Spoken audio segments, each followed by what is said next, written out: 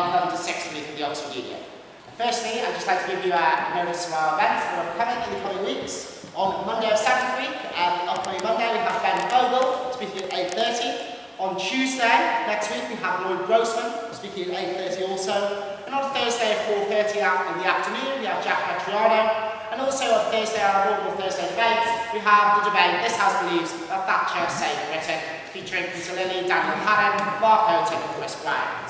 However, I'd like to give my sincere thanks to the Oxford Union, to the Sri Lankan Society for their fantastic support in organising this event, and surely all the credit must certainly go to them for their fantastic work in doing this. I'd like to hand over to Dylan Fernando to introduce the speakers tonight.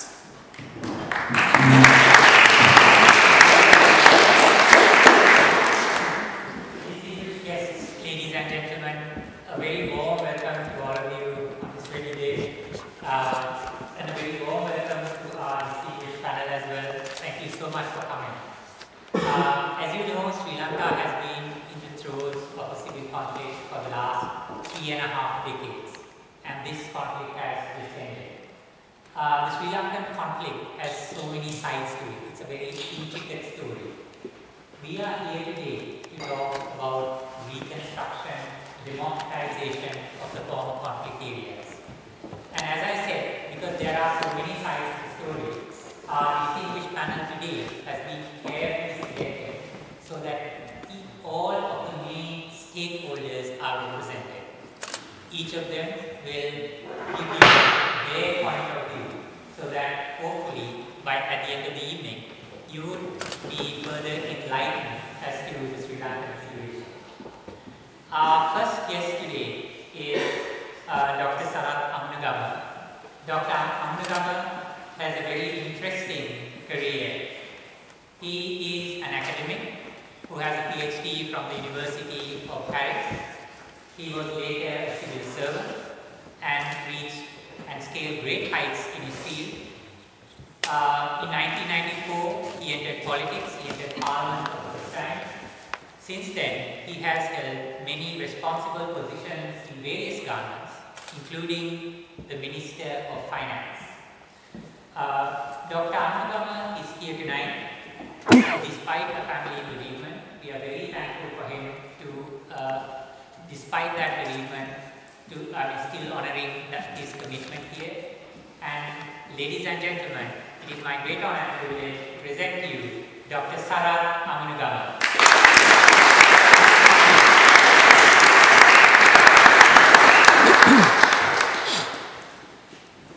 Mr. President of the Union, distinguished members of the table, ladies and gentlemen, it's a great honor for me to be present here in this historic hall. I must also say that it's a poignant moment for me because two of my dearest friends, Mr. Lakshman Kadrigam and Mr. Lalith, who were former presidents of the Oxford Union and who probably graced this very same hall, were assassinated some years ago by the LTT. It brings great memories of these two very distinguished sons of Sri Lanka. One is Italian and one is a Sinhalese. Which brings me to the main theme of our discussion today.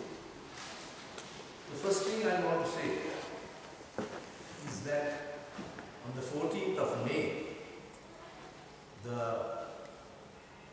fighting, the war, which was called the fratricidal war, the war between two brother communities in our country, came to an end. There's a lot of discussions, a lot of postmortems, a lot of acrimony I find in the British papers regarding what happened, who did this, who did that. But from the 14th of May, I think we have to look forward.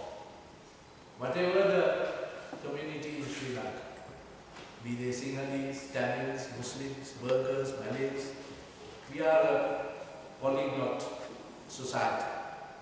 We have a variety of races, We have a variety of religions. We have a variety of castes, something that you have not heard of.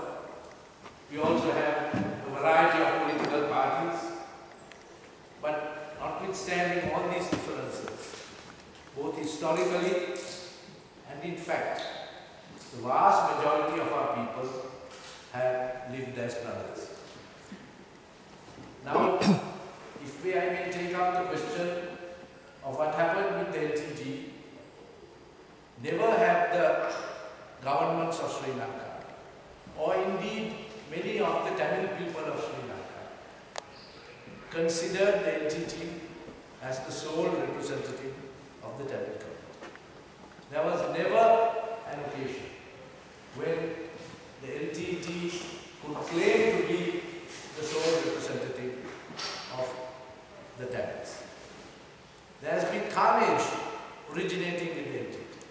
They killed a majority of liberal Tamil leaders, a majority of Sinhalese leaders, Muslim leaders, who all subscribe to one view that the Tamils of Sri Lanka are too important to be represented by one murderous group.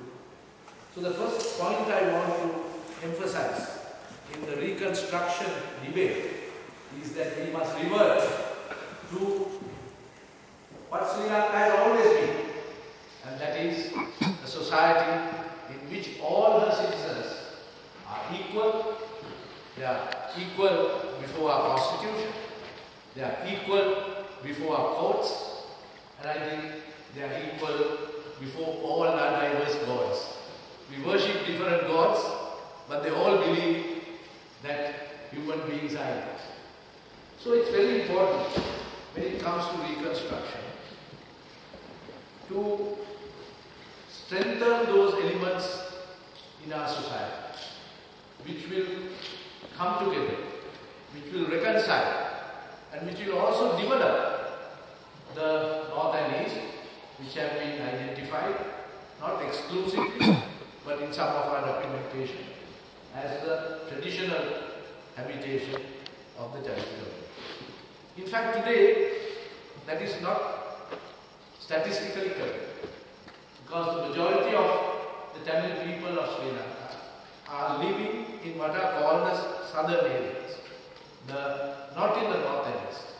The majority are living in Colombo maybe Kandy district, maybe Amunugama district, whatever the district it may be, but not exclusively confined to a particular community.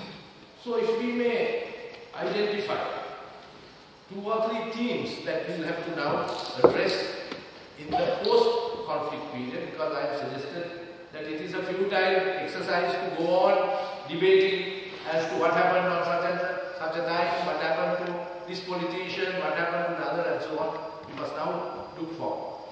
And when we do that and look at the North and East, 2 or 3 elements come to the fore. The first, of course, is the need to erase the ravages of